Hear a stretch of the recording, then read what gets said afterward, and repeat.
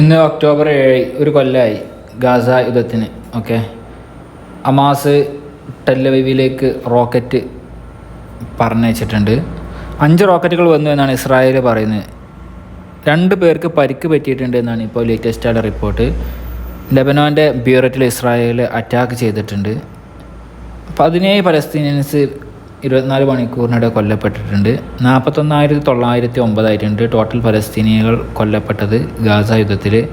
സഫിദ്ദീൻ എന്ന് പറയുന്ന ഹിസ്ബുള്ളയുടെ രണ്ടാമതായി കരുതപ്പെട്ടിരുന്ന, അടുത്ത നേതാവായി കരുതപ്പെട്ടിരുന്ന അദ്ദേഹം കൊല്ലപ്പെട്ടു എന്നുള്ളത് ഇസ്രായേലിന് കൺഫേം ആക്കാൻ കഴിഞ്ഞിട്ടില്ല എന്നാണ് പറഞ്ഞിട്ടുള്ളത്. ഹിസ്ബുള്ള സഫിദ്ദീനുമായിട്ടുള്ള കോണ്ടാക്റ്റ് ലോസ് ആയിരുന്നു എന്ന് നേരത്തെ പറഞ്ഞിട്ടുണ്ടായിരുന്നു. US സെൻകോം ചീഫ് ഇറാൻ്റെയും ലെബനാൻ്റെയും അതേപോലെ തന്നെ ഇസ്രായേൽ ആർമി ചീഫ് അവരുമായിട്ടൊക്കെ എന്താക്കിയിട്ടുണ്ട്, കോണ്ടാക്ട് ചെയ്തിട്ടുണ്ട് എന്നാണ് latest report. Hezbollah Haifa port city Haifa hit ചെയ്തു എന്നാണ് ഇപ്പോൾ റിപ്പോർട്ട്. ഹിസ്ബുള്ള അറ്റാക്ക് ചെയ്യുന്നത് സാധാരണ ഹൈഫയിൽ കൊള്ളാറില്ല, അറ്റാക്ക് ഇതുവരെ കൊണ്ടിട്ടില്ല എന്ന് തന്നെ റിപ്പോർട്ടുകളൊക്കെ സൂചിപ്പിക്കുന്നത്. എപ്പോഴും അറ്റാക്ക് ചെയ്യാറുണ്ടായിരുന്നു, പക്ഷേ അതൊക്കെ തടുക്കാറായിരുന്നു പതിവ്. എന്തായാലും ഹിസ്ബുള്ളയുടെ അവസാനത്തെ അറ്റാക്കിൽ 10 പേർക്ക് പരിക്ക് പറ്റിയിട്ടുണ്ട് എന്നുള്ള റിപ്പോർട്ട് വരുന്നുണ്ട്.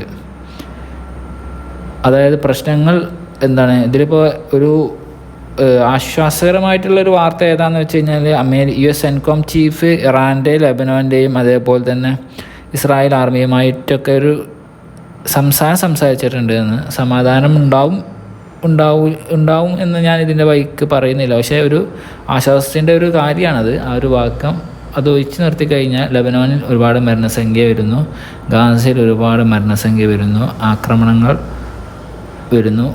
ഇത്രയും ദിവസങ്ങളായിട്ടൊരു കൊല്ലമായിട്ടും ഹമാസിന് അതിനുശേഷം ഖാൻ യൂണിസിൽ ഇസ്രായേൽ ഫൈറ്റർ ജെറ്റുകൾ അറ്റാക്ക് ചെയ്തു കേട്ടോ.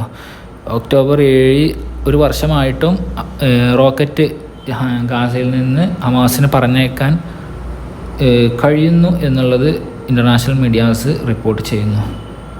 എന്തായാലും എത്രയും പെട്ടെന്ന് എല്ലാ ലോകരാഷ്ട്രങ്ങൾക്കിടക്കും സമാധാനം വരട്ടെ, എത്രയും പെട്ടെന്ന് യുദ്ധങ്ങളെല്ലാം അവസാനിക്കട്ടെ.